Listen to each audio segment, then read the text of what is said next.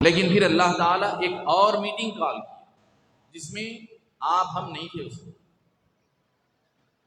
ہم اس میٹنگ میں نہیں بلائے گئے تھے، وہ صرف VVIPs کی تھی، بلکہ اس سے بھی کیا ہو سکتا ہے، اس سے بڑھ کر لوگوں کی تھی، صرف اور صرف نبیوں کی تھی، وہ نہ ولیوں کی تھی، نہ وہ صحابہ کی تھی، نہ وہ اہل بیت کی تھی، نہ وہ کسی امام کی تھی، نہ کسی محدث کی تھی۔ وہ جو میٹنگ تھی، اللہ تعالیٰ اس میٹنگ کو، اس اجلاس کو جو اللہ تعالیٰ طلب فرمایا تھا، جو لوگوں کو اللہ تعالیٰ اس موقع پر جمع فرمایا تھا، اس میں نہ کوئی ولی تھے، نہ حضرت خواجہ اجمیری تھے، نہ حضرت پیران پیر تھے، اس کے اندر نہ امام غزالی تھے، نہ امام بخاری تھے، نہ اس کے اندر امام اعظم تھے، نہ امام شافعی تھے، نہ اس میں حضرت خلیفہ اول سیدنا صدیق اکبر افضل البشر بعد الانبیاء بالتحقیق تھے، نہ اس میں حضرت عمر فاروق تھے، نہ اس میں حضرت عثمان غنی تھے، نہ حضرت علی مرتضیٰ تھے، نہ مولا کائنات، کوئی صحابی نہیں، کوئی ولی نہیں۔ وہ صرف اور صرف کس کی تھی؟ نبیوں کی میٹنگ تھی۔ نبیوں کو اللہ تعالیٰ طلب فرمایا، پورے نبیوں کو طلب فرما کر اس میں اللہ تعالیٰ وعدہ بھی کہہ کا لیا، اپنے رب ہونے کا نہیں، رب ہونے کا وعدہ تو سارے لوگوں سے لیا، آپ ہم سے لیا تھا۔ اب ہم میں سے جو دنیا میں آئے اس وعدے پر قائم رہے تو ہم مومن ہوئے، اور جو اس وعدے سے مکر گئے تو کافر اور مشرک ہو گئے۔ تو یہ معاملہ اس عام میٹنگ کا تھا، لیکن مگر اللہ تعالیٰ اس خاص میٹنگ میں، اس خاص جلسے میں، اس خاص موقع پر عالم ارواح میں اللہ تعالیٰ انبیاء سے وعدہ لیا، اپنے آخری نبی خاتم النبیین حضرت محمد مصطفیٰ صلی اللہ علیہ وسلم کی نبوت اور رسالت پر ایمان لانے کا، اور ان کی تائید کرنے کا، اور ان کے مشن میں ان کی مدد کرنے کا اللہ تعالیٰ وعدہ لیا۔ فاشہدوا، بس تم گواہ ہو جاؤ، گواہ رہو،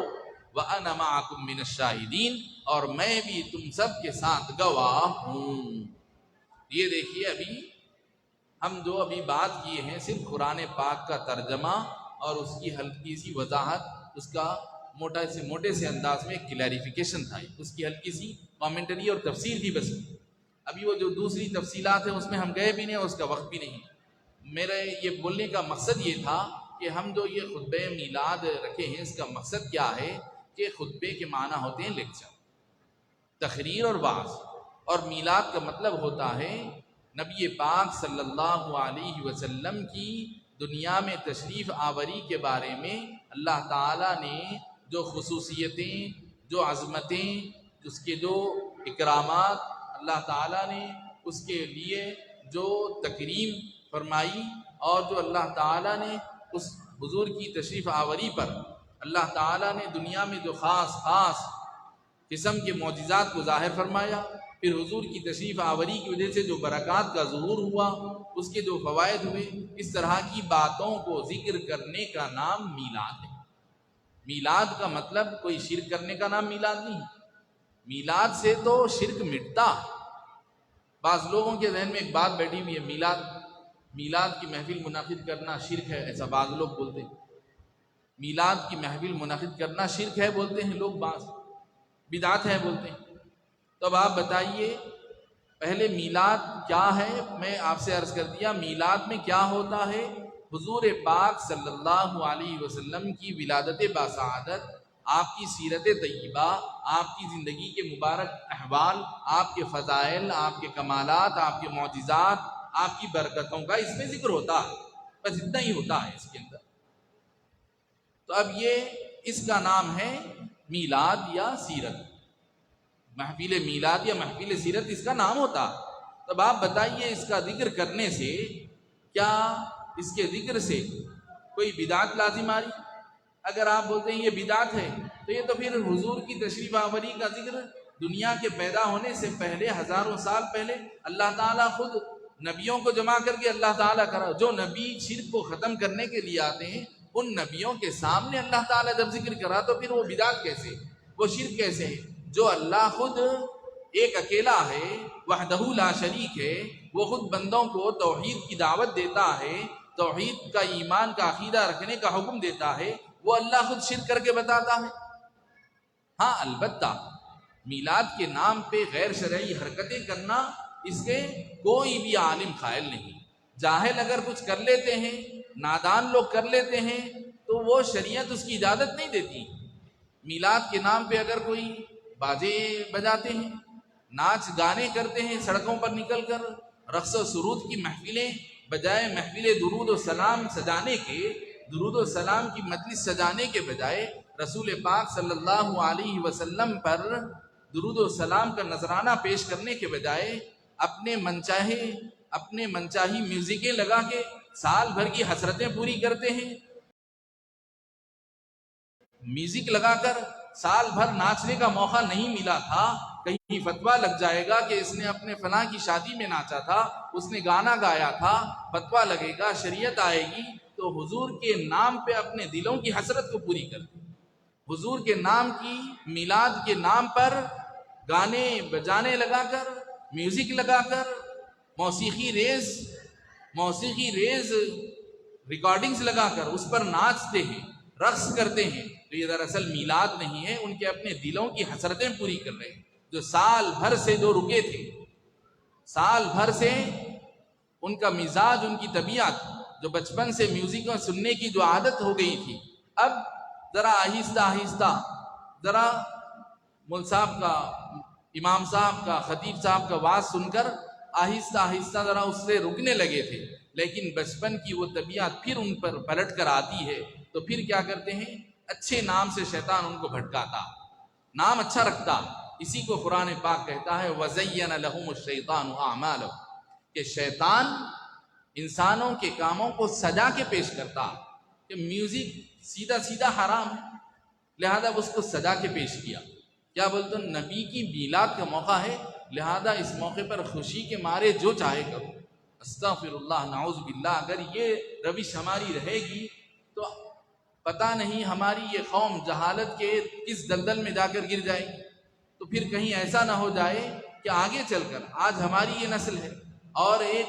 20-25 سال جائیں گے تو نعوذ باللہ کہیں ایسا نہ ہو جائے کہ میلاد کے جشن کے نام پر غیر شرعی کام، غیر شرعی حرکتیں ہونے لگ جائیں، اور پھر سڑکوں پر مردوں کے ساتھ کہیں ایسا نہ ہو جائے کہ عورتیں نکل آنی شروع ہو جائیں، کیونکہ نبی کیا مردوں کے ہی ہیں صرف، وہ بولنے لگیں گے کل کے دن نبی تو ہمارے بھی ہیں، تم لوگ جب سڑکوں پر نکل کر جشن منا سکتے ہیں تو ہمارے لیے کیا رکاوٹ ہے؟ نبی کے جشن کے لیے کس چیز کی رکاوٹ ہے؟ نعوذ باللہ، کیا کیا بات ہے۔ اب اگر انسان شریعت اور خدا کے قانون سے آزاد ہو کر سوچنے لگے گا تو پھر اب اس کے لیے کوئی حد نہیں۔ تو اسی لیے قرآن پاک اور اسلام کیا کہا؟ خوشی مناؤ۔ خوشی منانا انسان کی فطرت میں داخل، لیکن شریعت کے دائرے میں رہ کر خوشی کا اہتمام۔ تو کیا خوشی کا اہتمام کرنا ہے ہم کو؟ میلاد کے موقع پر خوشی کیسے منانا ہے؟ میلاد کے موقع پر خوشی منائیے آپ کہ حضرت شیخ الاسلام بانی جامع نظامیہ امام محمد انوار اللہ فاروقی رحمۃ اللہ علیہ اپنی کتاب مقاصد الاسلام میں میلاد کے مختلف طریقے اور صورتیں بتائے کہ میلاد میں کیا کرنا ہوتا ہے ہم کو، کہ نبی پاک صلی اللہ علیہ وسلم کی شان اور اقدس بتانے والے قصیدے اور نعتیں پڑھیں، حضور کی شان اور حضور کی فضیلت اور منقبت بتانے بیان کرنے والی نعتیں اور قصیدے پڑھیں اسے، اور لوگوں کے لیے جیسے کہ انسانوں کی فطرت ہے خوشی کے موقع پر کچھ مٹھائی اور حلوہ بانٹتے ہیں، شیرینی بانٹتے ہیں، شیرینی بانٹنے کا اہتمام کیجیے، اور اگر زیادہ گنجائش ہے تو کھانے کھلانے کا اہتمام کیجیے، دسترخوان وسیع کیجیے، جتنی وسعت ہے اتنا ہی کیجیے۔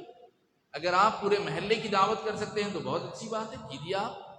آپ محلے کی نہیں کر سکتے ہیں تو اپنے اقربا، دوست احباب کی کر لیجیے، اتنا ہی نہیں، اتنا بھی نہیں ہو سکتا ہے تو صرف اپنے بھائی بہنوں وغیرہ کو جمع کرو، اتنا بھی نہیں ہوتا ہے صرف اپنے افراد خانہ جو آپ کی اپنی جو فیملی ہے مختصر سی، انہی کے لیے آپ کچھ خوشی کے